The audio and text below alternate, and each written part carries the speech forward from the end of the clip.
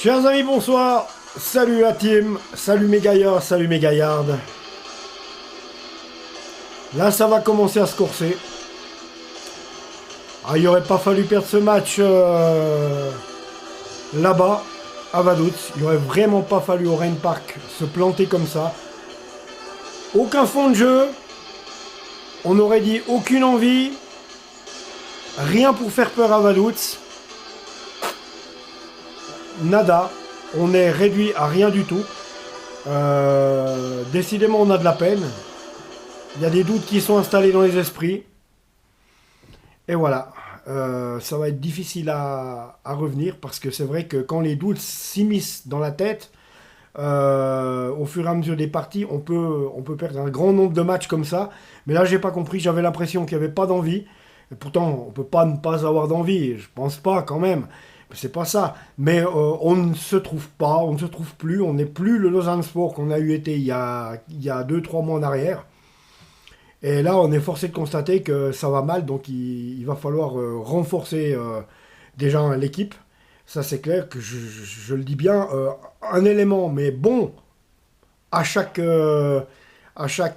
comment, à chaque ligne. Puis j'ai un autre souci, c'est que ben moi, Ludo, je l'aime bien, mais le problème, c'est que j'ai l'impression qu'il n'y arrive plus. Son message ne passe pas, ses idées ne passent pas, je sais pas. Je sais pas, je constate qu'on perd des matchs bêtement. Et que derrière, on n'est pas capable d'aller chercher une égalisation, on n'est pas capable de... Oh, il y aurait pu, oui, Brighton Labo à la fin. Il nous loupe l'immanquable. Voilà, quoi. Donc c'est mièvre, quoi. C'est un peu comme le match que je regarde en ce moment. Je regardais Qatar, en ce moment, se joue Qatar contre l'Équateur.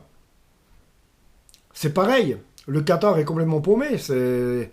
Ils font les mêmes erreurs que Lausanne. Il n'y a pas d'identité de jeu. On n'a pas l'impression qu'on sait où donner le ballon. On a l'impression que des phases de jeu, on ne sait pas comment les construire. Voilà, on est arrivé dans un doute, c'est terrible. Ça, on en est arrivé jusqu'à une apogée où on est tombé vraiment. Donc maintenant, il va falloir remonter. Voilà, donc faut pas... c'est clair, voilà, c'est le football, c'est la vie. Mais il va falloir que chacun se remette en question, puis veuille aller chercher le meilleur de soi dans cette équipe du LS pour essayer de remonter la pente. Parce que bon, bref, on perd pas grandement. C'est ça, on perd pas grandement. Mais on perd quand même. Et on n'est pas capable, le pire, on n'est pas capable d'aller rechercher une égalisation. Ne serait-ce que ça. Il aurait mieux valu faire match nul que de perdre. Mais enfin, après voilà. On est un peu à la ramasse. Ça arrive. Il n'y a pas de honte. Il n'y a pas de honte. Le métier du football est difficile. Ineos ne nous a pas mis toutes les cartes en main non plus pour qu'on puisse être au-dessus des autres, ça faut le dire aussi. Et de l'autre côté, ben voilà quoi, je comprends pas des fois certaines décisions de Ludo qui fait que par exemple il nous met pas Aldin Turquès titulaire, je sais pas. Est-ce que Aldin est encore fragile en vrai puis qu'on ne sait pas nous les supporters. Donc je vais pas lancer des cailloux parce que de toute façon déjà de 1 ça se fait pas, de 2 c'est pas bien. Et puis je sais pas, hein, je suis pas à l'intérieur du club. Donc on va regarder, on va simplement maintenant on va aller regarder, analyser ensemble ce match quoi. Donc Rhein Park Stadion, nombre de spectateurs 1695 spectateurs. Ouais. Bon quand même, ouais, je veux dire là avec une cramine pareille, c'est pas évident.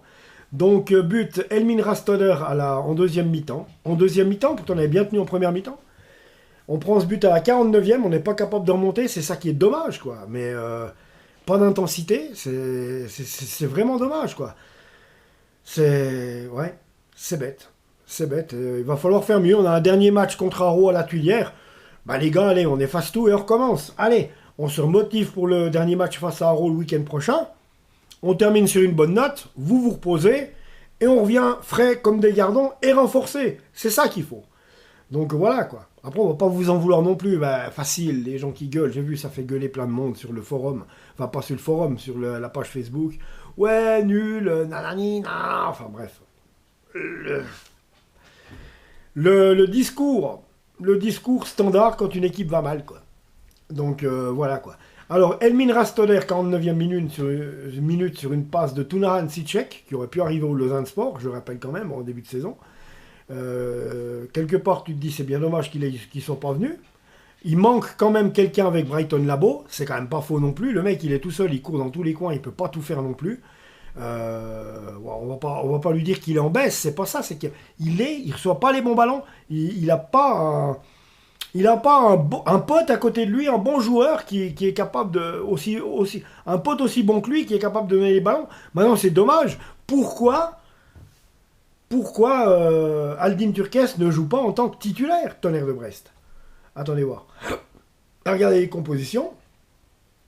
Alors, du côté de du côté de Vaduz, Benjamin Buchel, capitaine, gardien de but.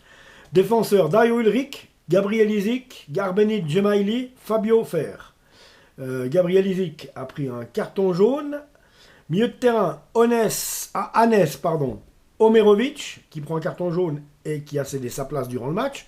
Nico Hassler, Cédric Gasser, qui a cédé sa place. Tunan Sicek, qui à un moment donné a cédé sa place aussi.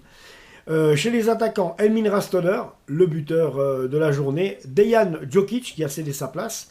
Les remplaçants, gardien remplaçant, John Fadri Chande, Anthony Gölzer également, Merlin Hadzi, Kevin Yodice, Joël Rhys, Franklin Sassere qui a joué, et bien joué. Il est rentré en jeu et il a fait du bon boulot. Il nous a créé des problèmes, ce Franklin Sassere. Lars Straber, Gezim Pepsi qui est rentré aussi en jeu. Ryan Fosso qui est rentré aussi en jeu et qui a pris un carton jaune. Donc voilà, l'équipe entraînée par monsieur Alex Kern. Bon, côté lausannois, maintenant, on va regarder un petit peu. Voilà. Alors, Raphaël Spiegel, ça va pas du tout. Il n'a pas le niveau il a pas le niveau qu'il faut pour jouer dans les hauts de Super League. Je veux bien croire qu'il soit bon bas de Challenge League. Bas de Challenge League, Première Ligue Promotion. Je veux bien croire qu'il a le niveau. Mais ça s'arrête là, quoi. Je veux dire, j'entends... il prend même encore un carton jaune aujourd'hui. Tu lui fais un shoot, il rentre 3 buts. Bon, défenseur, Raoul Giger. Michael Nanizayamo qui a pris son jaune. Anne Luzik, à un moment donné, a cédé sa place. Archie Brown, comme défenseur aussi, a tenu sa place. Milieu de terrain, Olivier Custodio, qui peut pas être partout et qui pourtant essaye de développer le jeu. Maika Okuka, qui a cédé sa place à un moment donné. Trey Cole, la même chose. Alvin Sanchez, la même chose, il a cédé sa place.